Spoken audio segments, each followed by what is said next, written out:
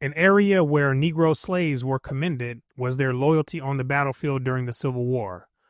Although all were not loyal, a substantial number were, and their masters did take note of it. And we're going to see some of these accounts in Dr. Litwack's 1979 book, Been in the Storm So Long, The Aftermath of Slavery. It begins as thus. In the Confederate Army, slaves worked as cooks, teamsters, hospital attendants, musicians, and body servants.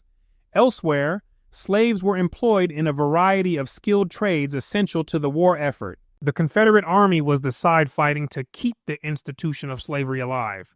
So on this side, blacks were employed as cooks, musicians, and other skilled trades essential to the war effort. They labored in railroad construction and maintenance, in the extraction of raw materials, in the erection of fortifications, and in the manufacture of weapons of war.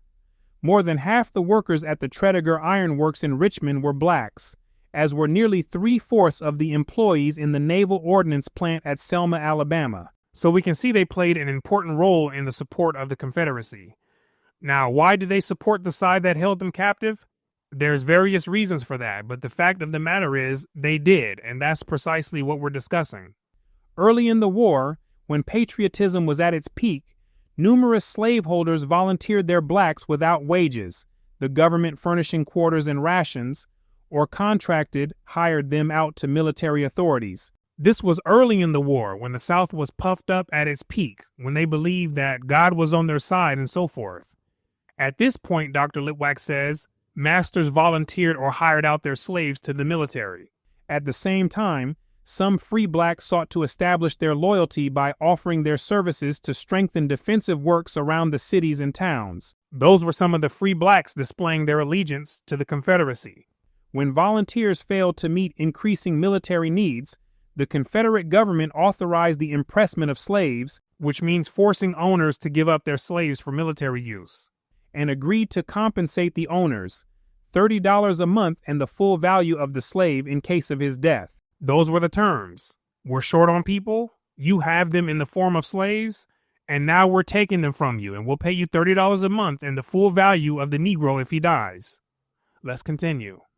The new law quickly fell victim to the growing conflict between state and Confederate authorities and failed to supply the necessary laborers. So the law didn't go as planned. But with somewhat greater success, local authorities and military commanders met emergency situations by arbitrarily mobilizing the available black laborers, free and slave alike, in a threatened region and forcing them into service. They met their manpower needs by any means necessary. Free and enslaved Negroes were forcefully rounded up. That was the fate of many blacks in Richmond, for example, as Union troops neared the city. And here's how it happened. The Negroes were taken unaware on the street, at the market, from the shops, and at every point where they were found doing errands for themselves or their masters and mistresses. Taken away like a thief in the night. Can you imagine that? Being out in town, running errands for the master and mistress, and then snatched up out of nowhere like it was the rapture, right? This is what happened to many Negroes in Richmond. In some cases, the impressment agents acted with considerable indiscretion, snatching the Negro from the marketing of his master and leaving the marketing to take care of itself, taking the Negro from his perch on the cart and leaving the cart driverless behind. This is wild stuff, but that's how desperate the leaders had become. Now, how did the masters feel about giving up their Negroes to the war?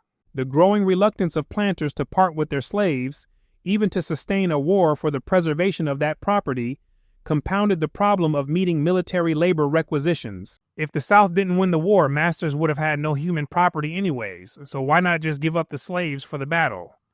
This reluctancy created even more problems for the already low manpower. Observe. Have you ever noticed the strange conduct of our people during this war? A Confederate congressman from Georgia asked. They give up their sons, husbands, brothers, and friends, and often without murmuring, to the army. But let one of their Negroes be taken, and what a howl you will hear.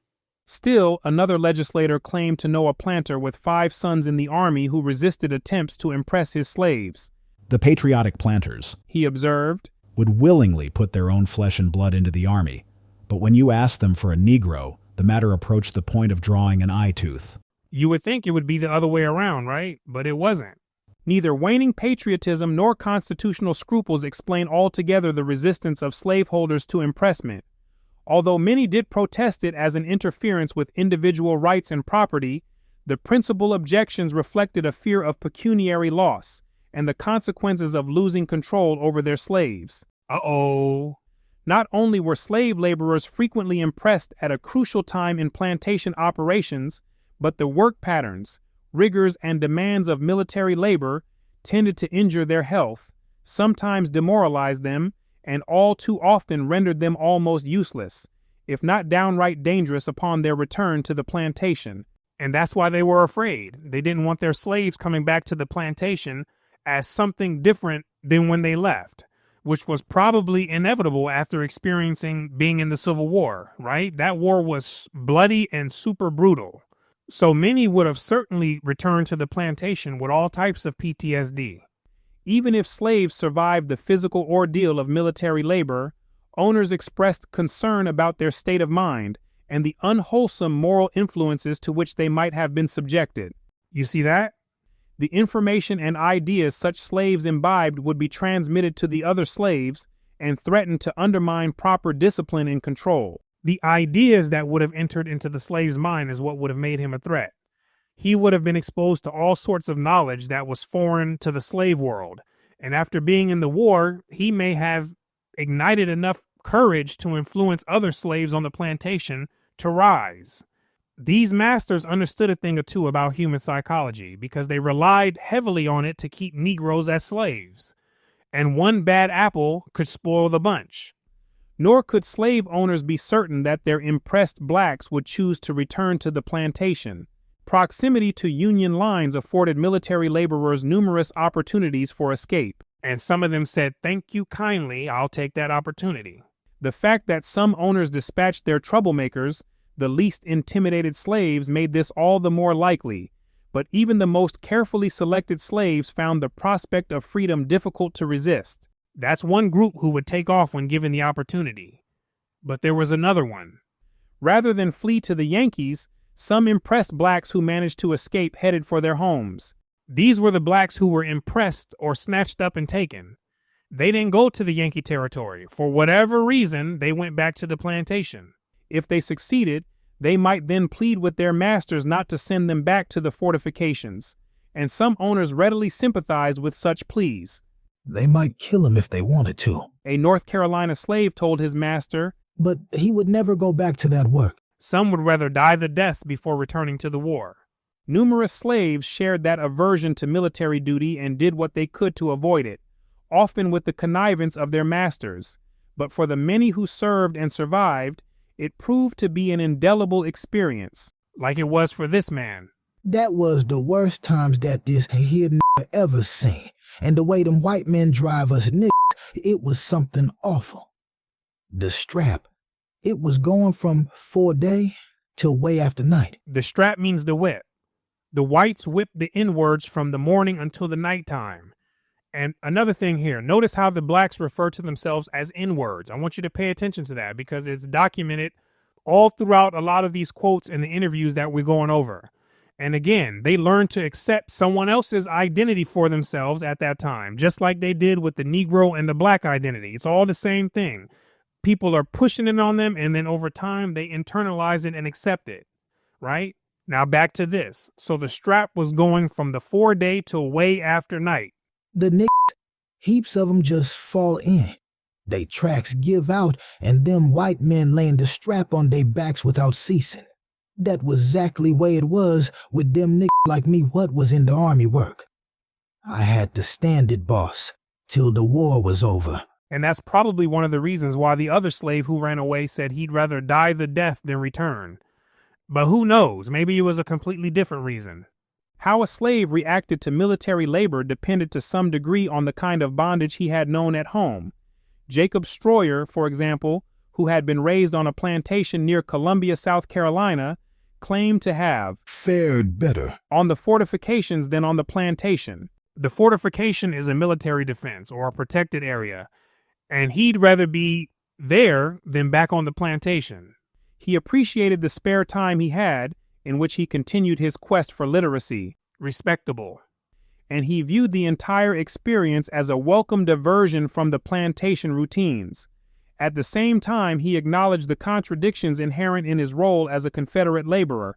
Although we knew that our work in the Confederate service was against our liberty, yet we were delighted to be in military service.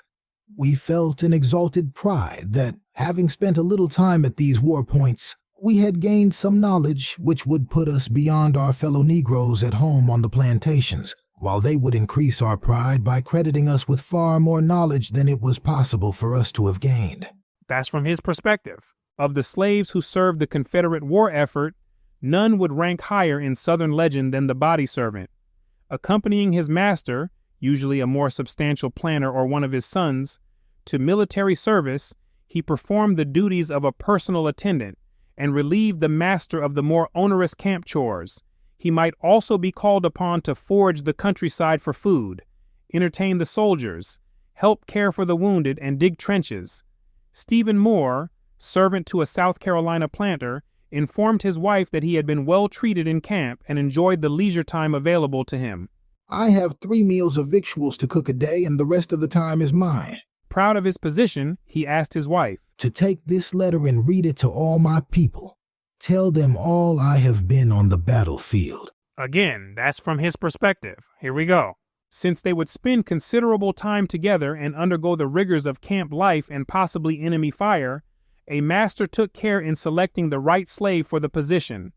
Usually, the honor for it was so considered by most, went to a slave who had already proven his fidelity, whose company the master enjoyed, and who could be expected to perform faithfully under the most trying circumstances.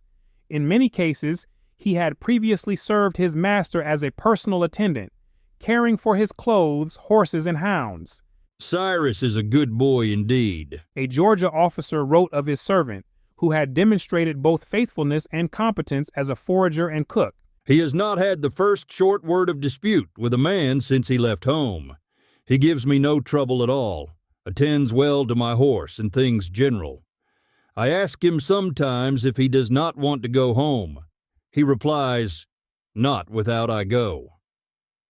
Him, I, and Beauregard, the horse, form quite a trio.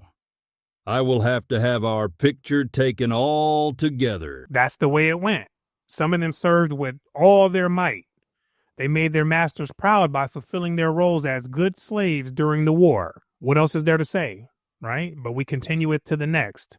Thank you for your time. My name is Brooklyn St. Michael, and I'll see you in the free world.